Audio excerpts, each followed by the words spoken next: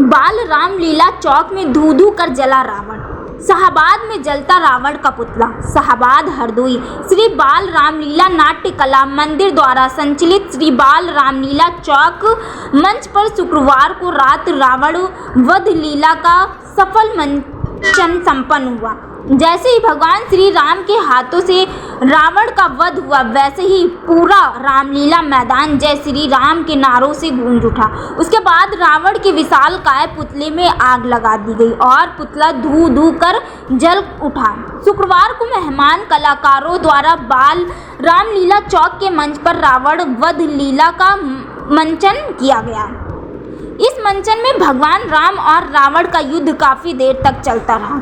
जब विभीषण ने बताया कि रावण की नाभि में अमृत है, तब भगवान श्री कृष्ण ने नाभि को निशाना बनाकर एक साथ 31 बार छोड़े और रावण की मौत हो गई। रावण की मौत होते ही पूरे वातावरण में जय श्री राम के नारे गूंजने लगे। उसके बाद रावण के भाई विभीषण ने रावण के विशालकाय पुतले में आग लगाई। पुतला जैसे ही धू धू करके जला, वैसे ही जय श्री राम के नारे लगने लगे। मेला में प्रभारी निरीक्षक आनंद नारायण त्रिपाठी द्वारा सुरक्षा के कड़े इंतजाम किए गए थे। मेला कमेटी के अध्यक्ष चौधरी उमेश गुप्ता, संस्थापक राजेश वर्मा, महामंत्री बासु वर्मा, राजीव गुप्ता, मंगू गुप्ता ने मेला को सफल बनाने में सभी क्षेत्रवासियों के सहयोग का शुक्रिया अदा किया। पावन मंच पर से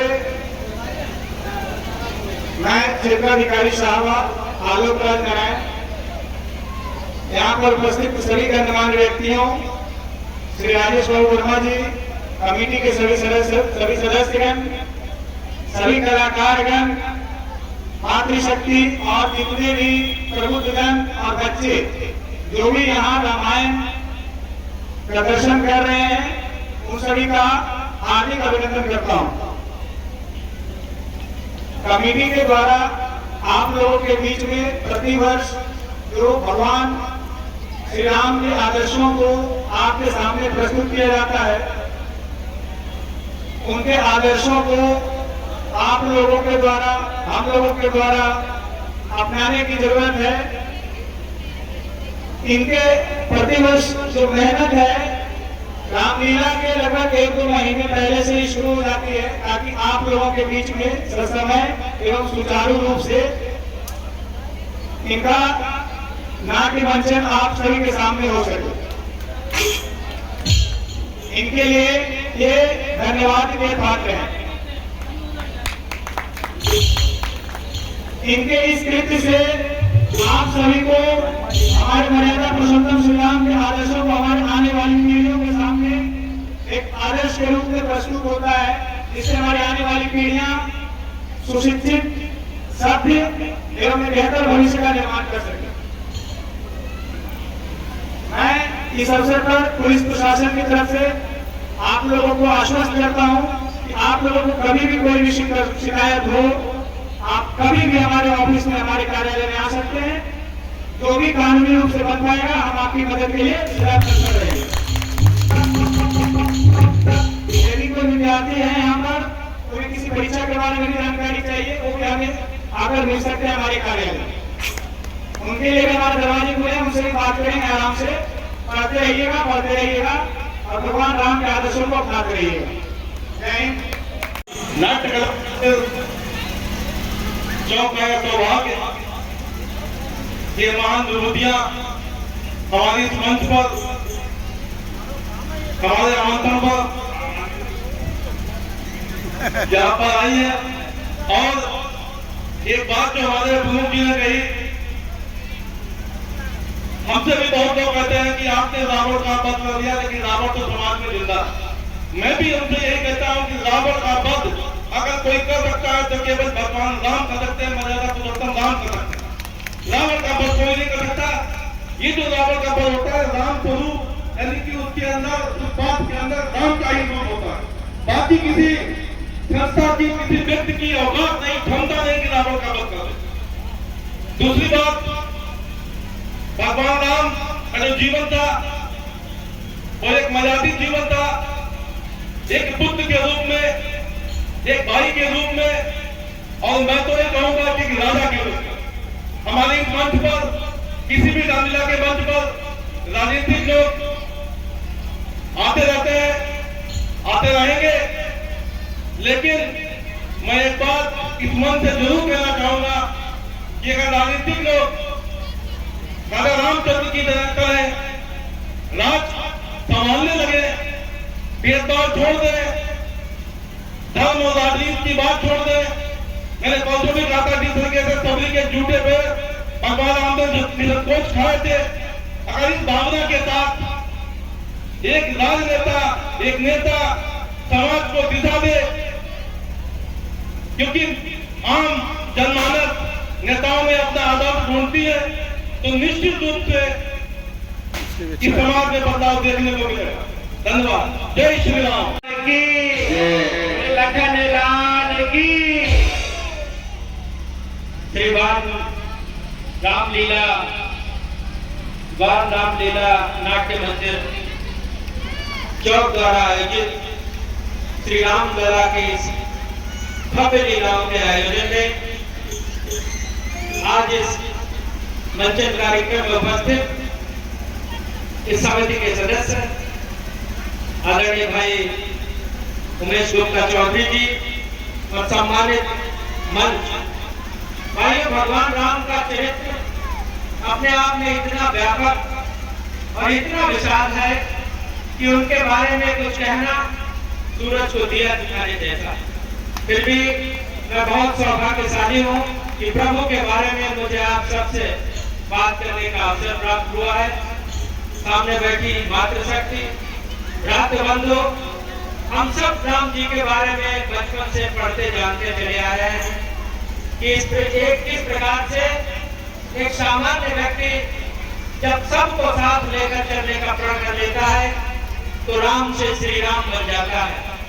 जब दलित, वंचित, पिछड़े, आदिवासी, मानव, पशु, जानवर, वृक्ष, बानर सबको साथ लेकर कोई जब समाज का, जब भारत का, जब राष्ट्र का निर्माण करने का संकल्प लेता है तो एक आम आदमी भगवान बन जाता है। ये मर्यादा पुरुषोत्तम राम जी से हम सबको शिक्षा लेनी चाहिए, प्रेरणा लेनी चाहिए। और हमारे समाज में हम सबका भी एक कर्तव्य है कि हमारा जो धर्म है उसका पालन करना चाहिए हम सबको। और हमारा धर्म है हमारा राष्ट्र का धर्म। हमारे इस राष्ट्र के धर्म से बड़ा कोई धर्म नहीं है। तो हमारा ये मानना होना चाहिए, हमारी ये अपनी सोच होनी चाहिए, हमारा ये अपना संकल्प होना चाहिए कि मैं सबसे बाद में हूँ, सबसे पहले मेरा राष्ट्र है, उसके बाद मेरा देश है, फिर उसके बाद मेरा परिवार है और सबसे आखिर में मैं हूँ। ये मानकर मुझे चलना चाहिए। और ऐसा ही भगवान श्री राम ने अपने पूरे जीवन भर किया। हम लोगों ने विभिन्न लीलाओं के माध्यम से, विभिन्न कार्यक्रमों के माध्यम से भगवान के चरित्र के बारे में जाना है, सुना है, समझा है। और जहाँ तक मेरा मानना है, भगवान राम एक अच्छे पुत्र थे, एक अच्छे पिता साबित हुए, एक अच्छे पति साबित हुए। और मैं मानता हूँ कि वो समाज के लिए एक अच्छे नागरिक साबित हुए, जिन्होंने अपनी प्रजा के लिए अपनी पत्नी माता सीता तक को उन्होंने त्याग किया। ऐसे मर्यादा पुरुषोत्तम श्री राम जी की आज हम सब लोग यहाँ जो है लीलाओं का मंचन देख रहे हैं। मैं कल दशहरा बीत गया, इसकी आप सबको नवरात्रि की जो कल परसों बीत चुकी है उसकी, इन सब हमारे जो मंगल पर्व है इन सब की बहुत बहुत शुभकामनाएं देता हूँ। और भगवान राम आप सबको आपका राष्ट्र धर्म, आपका कर्तव्य, आपके समाज के प्रति जो जिम्मेदारी है उसको निर्माण करने की शक्ति प्रदान करें। बोले श्याम रामचंद्र के। आज प्रभु श्री राम की जो लीला है,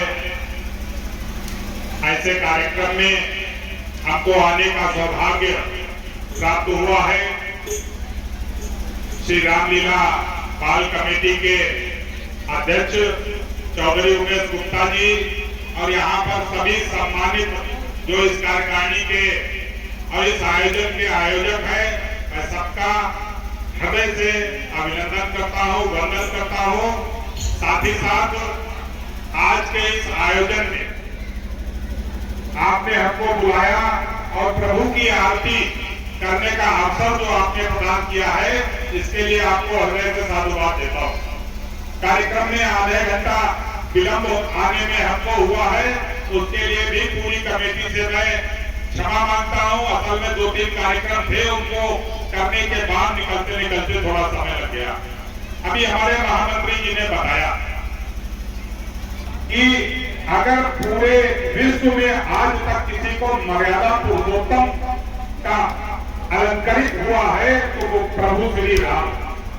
हमको मैं क्षेत्र की प्रत्येक रामलीला में हमको जाने का अवसर सौभाग्य है हमारा प्राप्त होता है। और मैं हमेशा कहता हूं कि रामलीला को हमको नाटक की तरह नहीं देखना। रामलीला रामायण ग्रंथ से ली गई है और मैं समझता हूं पूरे विश्व में रामायण से पवित्र ग्रंथ आज तक न भूतो न भविष्यतो ना हुआ है और ना होगा। आप ये मान लीजिए रामलीला की एक एक रामायण की एक एक चौपाई जो 11 दिनों में उसका मंचन किया जाता है, उस चौपाई के एक अक्षर को भी यदि हम अपने जीवन को में आत्मसात कर लेते हैं तो मैं मानूंगा जिसने भी उस चौपाई के एक अक्षर का भी आत्मसात किया है उसका इस रामलीला का देखना उसके लिए लाभदायक रहेगा। हम आए, हमने नाटक देखा और हम चले गए। इसका रामलीला में दर्शकों से हमारी मातृशक्ति बैठे हैं, हमारे छोटे भाई बैठे हैं। ऐसे ऐसे उदाहरण मैं आपको बताऊं, मैं जब ब्लॉक में बैठता हूं, कोई भी जनप्रतिनिधि होता है थाने तहसील कचहरी में दिन भर में 10 पंचायतें करता। आप देखिए राम के चरित्र को, आप देखिए लक्ष्मण को, क्या किसी की शक्ति थी कि राम प्रभु श्री राम को वनवास दे देते? संसार में किसी की शक्ति नहीं थी, ब्रह्मांड में किसी की शक्ति नहीं थी। वो उसी निमित्त उन्होंने जन्म लिया था। लेकिन आप समझिए क्या लक्ष्मण जैसे भाई आज की डेट में है जिन्होंने अपने बड़े भाई के साथ बन जाने का संकल्प ले लिया। आज भाई और भाई एक दूसरे को कामयाबी को देखना नहीं चाहते हैं। तीसरा आप समझिए भरत का चरित्र, वो रोए गिड़गिड़ाए खुशामद करी, पूरा अयोध्या लेके गए। उन्होंने कहा महाराज वापस चलिए।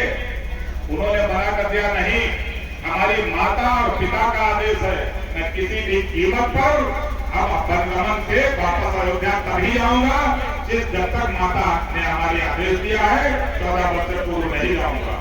उनकी खड़ाओं को रखकर 14 वर्ष तक स्वयं जमीन में बैठकर और भाई के सिंहासन पर उनकी खड़ाओं रख के राज करने का काम किया है।